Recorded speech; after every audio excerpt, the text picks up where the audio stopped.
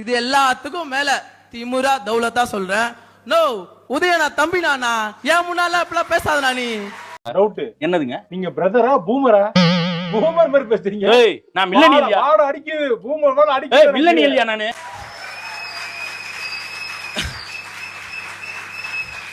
Sir என்ன sir மொக்க comedy போட்டுட்டு இருக்கா சார்? அவன் மொக்க காமெடி அடிக்கிறான். அதுக்கெல்லாம் வந்து நீ இவனை போட்டு அடிப்பியா? யார் இவன் காமெடி பண்றது காமெடியானே தெரியாம இப்ப சிரிக்கிறான் சார். நான் மட்டும் இல்லனா இங்க ஒவ்வொருத்தரும் உதயனா தம்பி தான். டேய் இவனே ஒரு இத்து போனவன், இவன் போட்டுறது ஒரு இத்து போன பனியன், இவங்கிட்ட சரவை கெடுத்த நீயும் ஒரு இத்து போனவன், ஒட்டு மொத்தமா குளத்துக்குள்ள இறங்கி குளத்தை கெடுக்காதீங்கடா. உதயனா தம்பி நானா நான் உருட்டு உதயண்ணா ஊரு புள்ள நான் உதயண்ணா தம்பி நான் உருட்டு உதயண்ணா தம்பி அப்படின்னு உருட்டிட்டு கிடக்கான். அப்புறம் நம்ம தலைவரை தப்பா நினைக்க போறாங்கண்ணே. நான் மட்டும் இல்லனா இங்க ஒவ்வொருத்தரும் உதயனா தம்பி தான். என்னது ஊரு புள்ள உதயண்ணா தம்பியா? ஐயோ தலைவர் மனத்தை வாங்கிட்டான், தலைவர் மனத்தை வாங்கிட்டான். கொய்யால நானும் அப்பத்துல இருந்து பாத்துறேன். இவனானா உருட்டு உதயனா தம்பிங்கிறான், இவனானா ஒரு படி மேல போய் தலைவர் அப்பாங்கிறான். என்ன நினைச்சிருக்கீங்க? மனசுல என்ன நினைச்சிருக்கீங்க? நீங்களே உங்களை கலாச்சிக்கிட்டா அப்புறம் நாங்க எதுக்குடா? குடும்ப கட்சி, வாரிசு கட்சி. ஆமா, இந்தோ அடுத்து என் கலைஞரோட என் தாத்தா நின்னாரு, தலைவரோட என் அப்பா நின்னாரு. இன்னைக்கு உதயண்ணாவோட நின்னு போராட என் குடும்பத்துல இருந்து நான் வந்திருக்கேன், என் தங்கச்சி வந்திருக்கான், என் தம்பி வந்திருக்கான். இது மாதிரி எல்லாரும் வருவோம். கேன ஒருத்தன் கிடைச்சிட்டான்னா என்ன வேணாலும் பேசுவீங்க. அதுக்கு நான் தான் கிடைச்சேன். சரி விடுங்க, வேற ஏதாவது பத்தி பேசுவோம். சிரிக்கிற அவ்வளவு சீரியஸா பேசுறீங்க. இப்போ சொல்லுங்க, கொள்கை வாரிசு நம்ம, கொள்கை வாரிசுக்கான இயக்கம் நம்ம.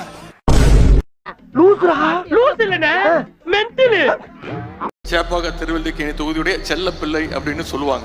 ஒண்ணும் பயப்படாதீங்க, கிரெஞ்சி வரவும் முடியாது. எனக்கு தெரிஞ்சு இவரை தமிழ்நாட்டின் கொள்ளைன்னு வேணா நிறைய பேர் பேசியிருக்கிறாங்க. மக்கள் மீது ஓவர் கான்பிடண்டா இருந்துட்டோம். இவங்க வந்து மக்கள் மேல ஓவர் கான்பிடண்டா இல்ல, திமுக மேலதான் ஓவர் கான்பிடண்டா இருந்தாங்க. ஊர் ஊரா போய் ஓட்டு கேட்டோம், தெரு தெருவா ஓட்டு கேட்டோம். திரு திருவா போய் பிச்சை கேட்ட மாதிரி சொல்லிட்டு இருக்காரு. அடுத்த சொல்லி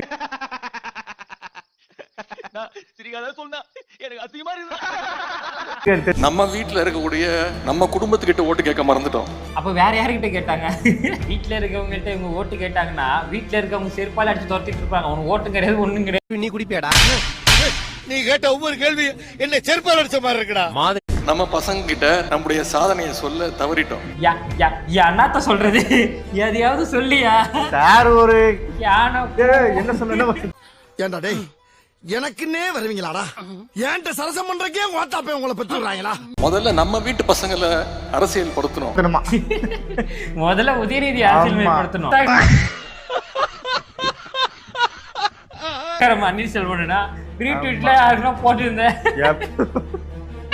பொறுப்பேற்று 25 நாள் ஆச்சு. உருப்படியா ஏதாவது ஒரு திட்டம் கொண்டு வந்திருக்கீங்கன்னு சொல்ல முடியுமா? நம்ம அவரை பார்த்து கேட்கணும், 5 வருஷம் காலத்துல நீ என்னத்த பண்ணி கிழிச்சிட்ட அப்படின்னு சொல்லி கேட்கணும். மக்கள் ஏழை ஆகிட்டே இருந்தான், பணக்காரன் ஆகிட்டு இருந்தான். ஏன் திமுக காரன் பணக்காரிட்டு இருந்தான். அதுதான் உண்மை.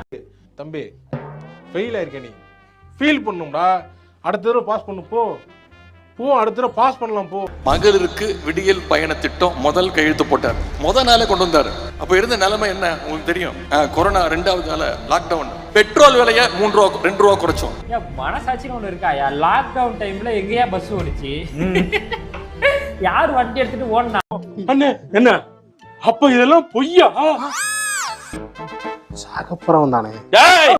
4ஆம் தேதிக்கு அப்புறம் என்னென்ன கூத்து நடந்ததுங்கிறதுலாம் நீங்க அத்தனை பேரும் தொலைக்காட்சியில பார்த்திருப்பீங்க. எல்லாரும் பார்த்தோம். அதிமுகவோட திமுக என்னென்ன கூத்து நடந்துச்சு தமிழ்நாட்டு மக்களே பார்த்தோம். 4ஆம் தேதி இரவு நீ நினைக்கிற மாதிரிலாம் இல்ல. 4ஆம் தேதி இரவு உதயசூரியனின் மறைவு. ஓட்டு போட்ட மக்களுக்கு யாரு சட்டமன்ற உறுப்பினர்னு தெரியாது. உதயநிதி ஸ்டாலின் 2018க்கு முன்னாடியே யாருன்னு தெரியாது.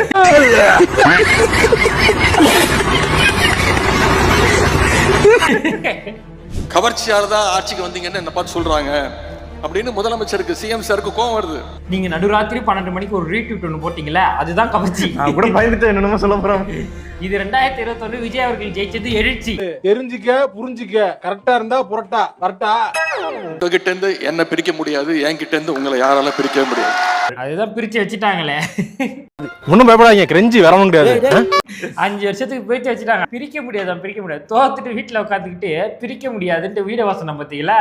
4 மாவட்டம் எல்லா தொகுதியிலையும் வெற்றி வாய்ப்பை இழந்துட்டோம். இந்த 4 மாவட்டத்துக்கு மட்டும் இவங்க வெற்றி வாய்ப்பு இருக்குல்ல, தமிழ்நாடு முழுக்க வெற்றி வாய்ப்பு இழந்துட்டாங்க. இப்போ இதை எதுக்கு பெருமையா சொல்றாரு தெரியுமா? அதனால பிரிச்சு சொல்றாரு போல. ஆமா, இது எதுக்கு தெரியுமா பெருமையா சொல்றாரு? அடுத்த வீடியோ பாருங்களேன். இருந்தாலும் சேப்பாக்க திருவல்லிக்கேணியில மட்டும் நாம ஜெயிக்கிறோம்னா அதுக்கு காரணம் நான் கிடையாது. இருந்தாலும் சேப்பாக்க திருவேணிக்கேணியில இவரை ஜெயிச்சுட்டாங்களாம். அதாவது 4 மாவட்டங்களை தோத்ததை அசிங்கப்படுத்திட்டு, கட்சியை அசிங்கப்படுத்திட்டு இவர் ஜெயிச்சதை பெருமைப்படுத்துறாருன்னா இவர் எவ்வளவு பெரியவர். கேன ஒருத்தன் கிடைச்சிட்டான்னா என்ன வேணாலும் பேசுவீங்க. அதுக்கு நான் தான் கிடைச்சேன்.